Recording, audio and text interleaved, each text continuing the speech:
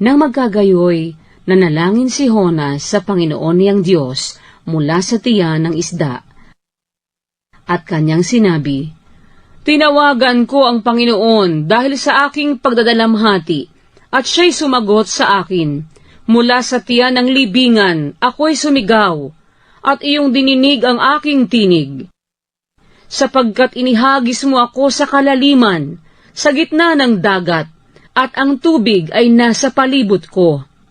Ang lahat ng iyong alon at lahat ng iyong malaking alon ay umaapaw sa akin. At aking sinabi, ako'y nahagis mula sa harap ng iyong mga mata. Gayunmay, titingin ako uli sa iyong banal na templo. Kinukulong ako ng tubig sa palibot hanggang sa kaluluwa. Ang kalaliman ay nasa palibot ko.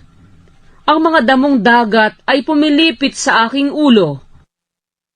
Ako'y bumaba sa mga kaiba-ibabaan ng mga bundok. Ang lupa, sangpu ng kanyang halang ay tumakip sa akin magpakailanman. Gayunmay, isinampa mo ang aking buhay mula sa hukay, o Panginoon kong Diyos.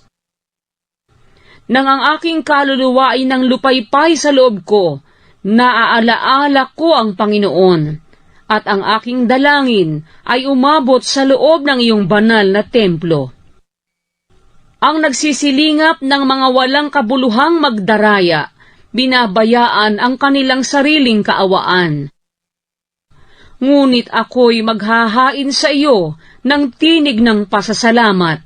Aking tutuparin yaong aking ipinanata, kaligtasay sa Panginoon. At ang Panginoon ay nagsalita sa isda at iniluwa si Jonas sa tuyong lupa.